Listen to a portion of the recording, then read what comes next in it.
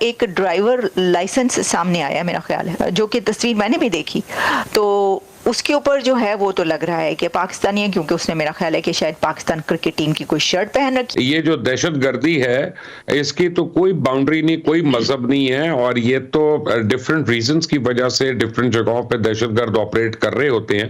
پاکستان کے اوپر جو اسٹوڈنٹ ویزا لے کے دنیا میں یہ جو غصے ہیں نا اسٹوڈنٹ کے نام پہ، اور زیادہ تر یہ آسٹریلیا، کینیڈا، اب یہ اسٹوڈنٹ ویزا پاکستان کے اوپر ہونے والا ہے بین۔ یہ پاکستانی جو ہیں اس قسم کے ہیٹ اور ٹیرر کرائم میں، یعنی دہشت گردی بھی ہے اور یہ ہیٹ کرائم بھی ہے، نفرت پر مبنی کرائم ہے، جس میں جوش کمیونٹی کو ہنوکا کے پہلے دن پہ ٹارگٹ کیا گیا۔ خود ہم جو تنگ آئے پڑے ہیں یہاں پہ، جو افغان مہاجرین آئے اور یہاں پہ جو دہشت گردی کے اندر ان کا ملوث ہونا ہے، تو ہم تو خود اس ناسور کے خلاف جہاد کر رہے ہیں۔ جتنے بھی پاکستانی ہیں وہ اس بات کو سیلیبریٹ کر رہے ہیں کہ بھائی یہودیوں کو مارا گیا ہے وہاں پر آسٹریلیا میں، تو پاکستانی بہت سارے سوشل میڈیا اکاؤنٹ جنہوں نے ان کا لوکیشن بھی دکھایا ہے وہ اس بات کو سیلیبریٹ کر۔ دوستوں، پاکستانیوں کو سن کر ہنسی آتی ہے۔ کہاں سے آتے ہیں ایسے لوگ؟ ایسا لگتا ہے یہ لوگ ہمارے گولے کے نہیں ہیں، کسی اور گولے سے آئے ہیں۔ کتنے تیجسوی ہیں یہ لوگ۔ آپ سبھی ہنستے رہیے اور پاکستانی کامیڈی کا مزہ لیتے رہیے، اور چینل کو سبسکرائب کرنا اور شیئر کرنا نہ بھولیں۔ دھنیہ واد۔ وہ پاکستانی نژاد شہریوں نے، جن میں ایک باپ اور بیٹا، باپ کا نام ساجد اکرم، بیٹے کا نام نوید اکرم نے ہنوکا جو جوش فیسٹیول ہے، فیسٹیول آف لائٹس جو 8 دن کا ہوتا ہے، اس کے پہلے دن بونڈی بیچ پہ حملہ کر کے آٹومیٹک ویپنز کے ذریعے انہوں نے کم از کم 16 لوگوں کو انہوں نے مار ڈالا۔ اب تک کی جو خبریں ہیں کہ 16 لوگ جاں بحق ہو چکے ہیں، شاید یہ ڈیتھ ٹول بڑھ جائے، اور 40 سے زیادہ لوگ جو ہیں وہ زخمی ہیں۔ اس حملے کی جو یونیک بات ہے وہ یہ کہ حملہ آور مسلمان ہیں، پاکستانی اوریجن کے، وہاں پر ایک سیرین شامی اوریجن مسلمان شہری ہے جس نے جو زخمی ہوا، جس نے اس باپ کو ساجد اکرم کا راستہ روکنے کی اس نے کوشش کی۔ تو حملہ آور بھی مسلمان تھے، بچانے والا بھی مسلمان تھا۔ بہرحال پاکستانی پوائنٹ ویو سے یہ بہت ڈسٹربنگ ڈیولپمنٹ ہے، بیکاز یہ پاکستانی جو ہیں اس قسم کے ہیٹ اور ٹیرر کرائم میں، یعنی دہشت گردی بھی ہے اور یہ ہیٹ کرائم بھی ہے، نفرت پر مبنی کرائم ہے، جس میں جوش کمیونٹی کو ہنوکا کے پہلے دن پہ ٹارگٹ کیا گیا۔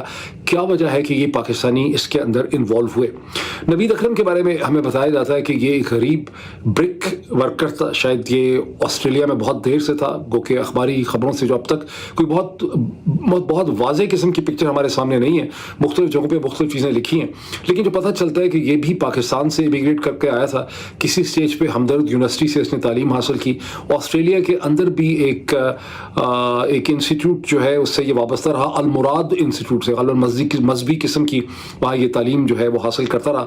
باپ کے بارے میں بہت زیادہ انفارمیشن نہیں ہے۔ بعض اخبارات میں دعویٰ کیا گیا کہ یہ ایک ٹورسٹ ویزا پہ آیا ہوا تھا، لیکن جو آسٹریلین پولیس ہے نیو ساؤتھ ویلز کی، اس کا کہنا یہ ہے کہ کم از کم 10 برس سے اس کے ساتھ اس کے پاس اسلحے کے 6 لائسنس ہے، اور 4 اور 6 بندوقیں یا فائر آرمز جو ہیں وہ اس جگہ سے ملی ہیں۔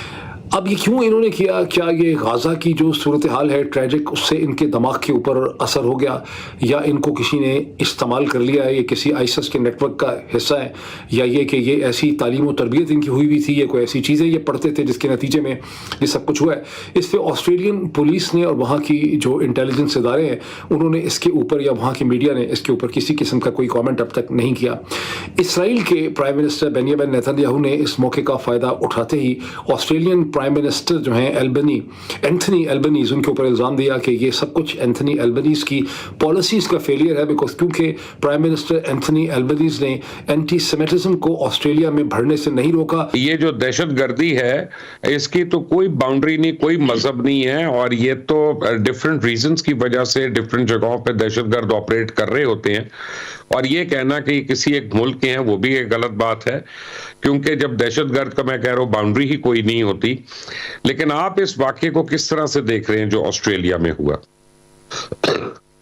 بہت شکریہ مبشر صاحب۔ میں سمجھ رہا ہوں کہ پاکستان کے خلاف جو ایک عرصے سے پروپیگنڈا کیا جا رہا ہے، یا بھارت اور مودی جو چاہتے ہیں اس میں انہوں نے ایک قدم اور آگے بڑھایا۔ دیکھیے، جہاں تک بات ہے پاکستان کی، پاکستان تو خود دہشت گردی کا شکار ہے، اور لاکھوں لوگوں نے، ہزاروں لوگوں نے شہادتیں دی ہیں، لاکھوں لوگ اس سے متاثر ہوئے ہیں، اور پاکستان نے ہی اس کی مسلح افواج اور اس کے عوام دہشت گردی کے خلاف جنگ لڑ رہے ہیں۔ جہاں تک دین اسلام کے بارے میں ایک امیج بنایا جاتا ہے دہشت گردی کا، تو ہمارے دین میں تو ہمیشہ سے ہے. قرآن پاک میں اللہ پاک کہتا ہے لا اکراہ فی الدین، دین میں جبر نہیں ہے. اگر کوئی نام نہاد مسلمان کسی بھی فرقے سے کسی بھی مذہب کے اوپر حملہ آور ہوتا ہے تو وہ تو قرآن کی روح سے، خدا کی روح سے وہ تو جرم کا مرتکب ہوتا ہے، اور اس کا تو دین اسلام سے کوئی تعلق نہیں ہو سکتا.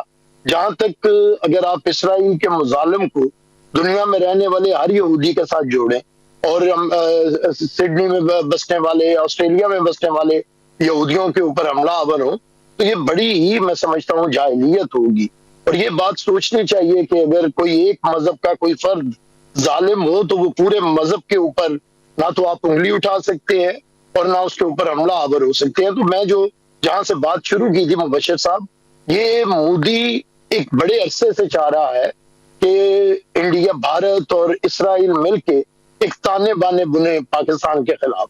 اب افغانستان کو وہ استعمال کر رہے ہیں، ان کا میڈیا استعمال ہو رہا ہے، ان کے دہشت گرد استعمال ہو رہے ہیں. خود ہم جو تنگ آئے پڑے ہیں یہاں پہ، جو افغان مہاجرین آئے اور یہاں پہ جو دہشت گردی کے اندر ان کا ملوث ہونا ہے، تو ہم تو خود اس ناسور کے خلاف جہاد کر رہے ہیں. تو میں سمجھتا ہوں کہ اسٹیٹ کی طرف سے بھی آ گیا، پریزیڈنٹ آف پاکستان نے بھی اسے کنڈیم کیا ہے، پرائم منسٹر نے بھی کیا ہے. پاکستان نے جب سے بھارت کو شکست دی ہے، بھارت چھپ کے بھی اور ظاہری طور پہ بھی پاکستان کے اوپر ہر طریقے سے حملہ آور ہے، بھلے وہ ڈپلومیٹکلی ہو یا وہ دوسرے طریقوں سے ہو. تو میں سمجھتا ہوں ہمیں بڑا ہوش مندی کے ساتھ اسے بڑھنا آگے پڑے گا. ایک دم سے بھارتی میڈیا نے جو الزامات عائد کیے ہیں یہ اس کی بدنیتی کو ظاہر کرتے ہیں، لیکن پاکستان کی اسٹیٹ نے اسے کنڈیم کیا ہے. ہم بھی بطور شہری ہم سب اس کی مذمت کرتے ہیں.